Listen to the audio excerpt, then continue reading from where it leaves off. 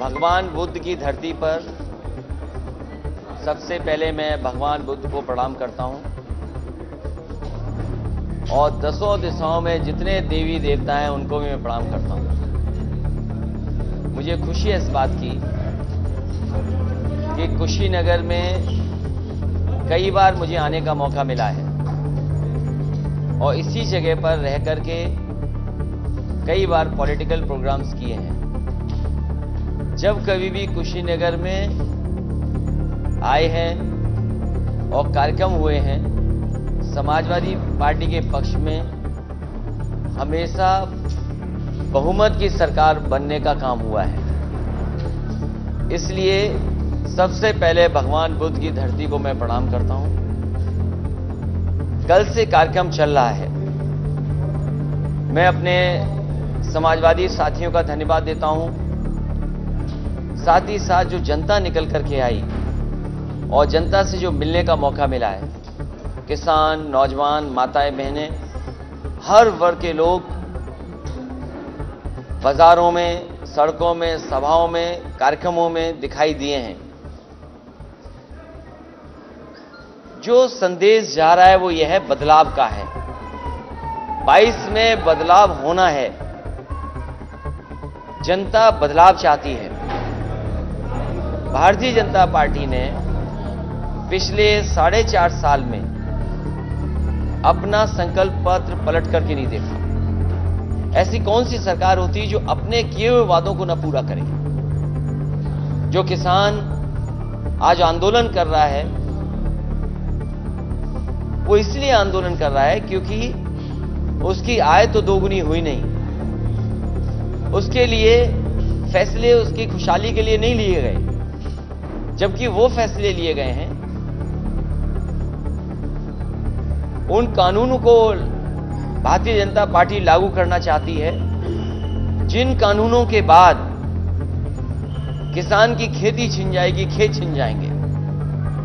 तीनों काले कानूनों को सरकार वापस ले, उसके खिलाफ लगातार किसान आंदोलन कर रहे हैं।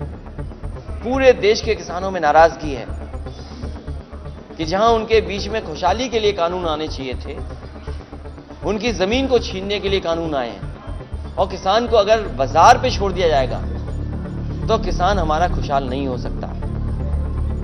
उन कानूनों के खिलाफ कई किसानों की जान जा चुकी है। सरकार को कोई परवाह नहीं है।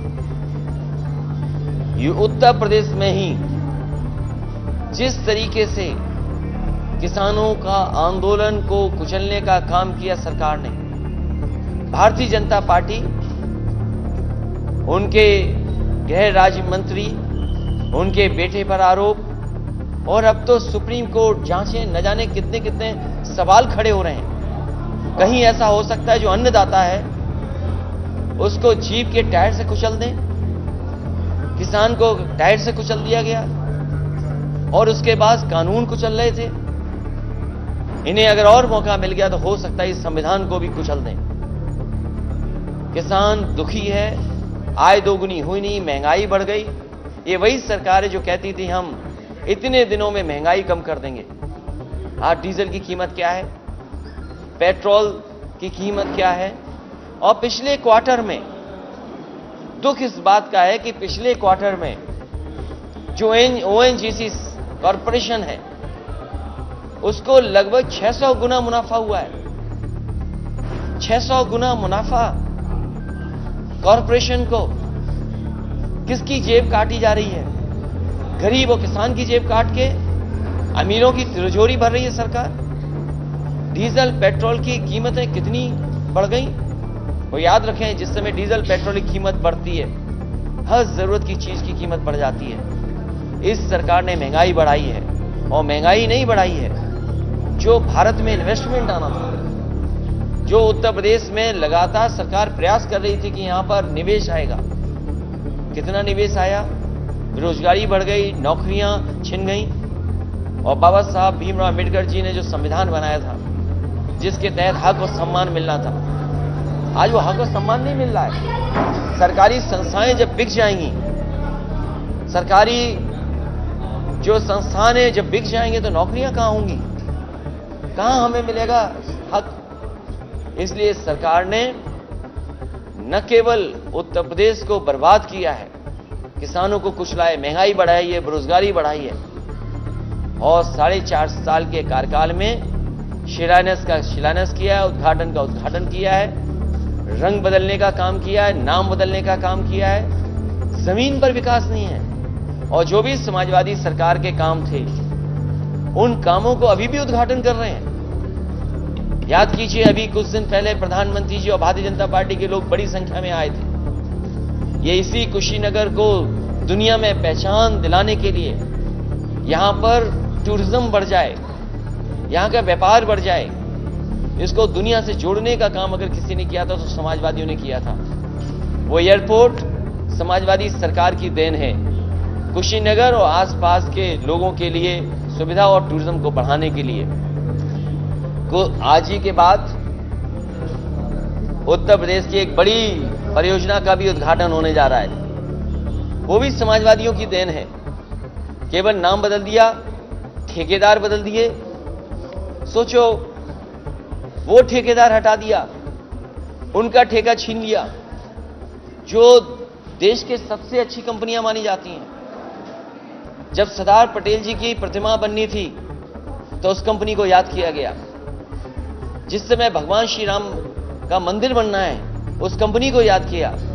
लेकिन कमाल के बाबा मुख्यमंत्री हैं कि जब पूर्वांचल को जोड़ने के लिए, पूर्वांचल की खुशहाली के लिए, पूर्वांचल की तरक्की के लिए जो एक्सप्रेसवे बन रहा था, उन कंपनियों को हटाने का काम किया।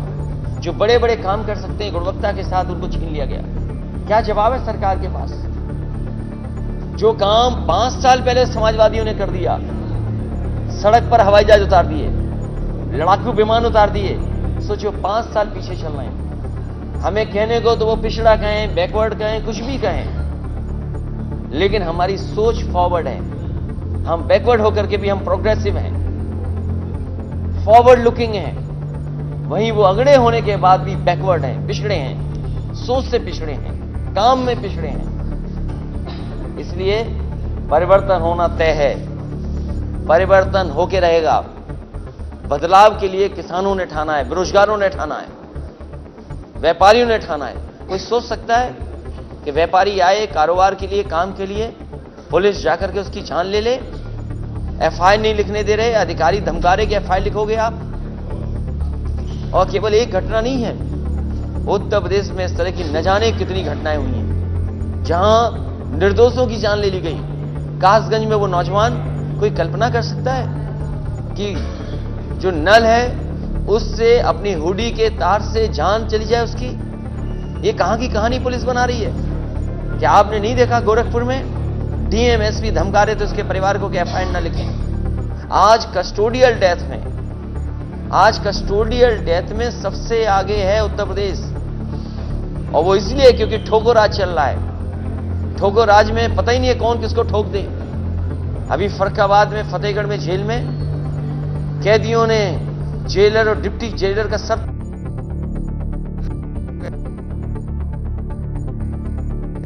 क्या हाथरस की याद दिलाएं?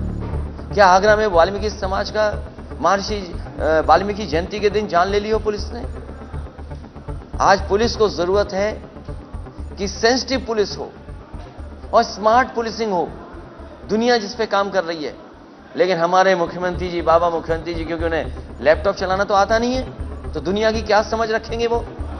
जब दुनिया सेंसिटिव पुलिसिंग के काम कर रही है और स्मार्ट पुलिसिंग पे काम कर रही है, समाजवादी लोगों को काम मिलेगा, मौका मिलेगा, तो हम जनता को भरोसा दिलाते हैं। जिस तरीके से 100 नंबर एक बेहतरीन रिस्पांस सिस्टम दिया है, उसी तरीके से कैसे स्मार्ट पुलिसिंग हो, सेंसिटिव पुलिसिंग हो, जनता का सम्मान पुलिस करे और जनता भी पुलिस का सम्मान करे, ऐसी पुलिस के बनाने का काम समाजवादियों का आने वाले समय में होगा। ऐसे नहीं कि ठोको राज, ठोक दो। अगर मुख्यमंत्री जी की भाषा के शब्दों का हिसाब किताब लगाओगे तो सोचोगे एएनआई से बेहतर कौन बता सकता है? एएनआई से बेहतर कौन बता सकता है उनकी भाषा क्या है? इसलिए सुना है कि अभी बड़ी जैम की बात करके गए हैं। बीजेपी के लोग झेम, उन्हें पता होना चाहिए भारत में सबसे ज्यादा बीमारी डायबिटीज की है। सबसे ज्यादा बीमारी अगर भारत में नंबर 1 पे है तो वो डायबिटीज है।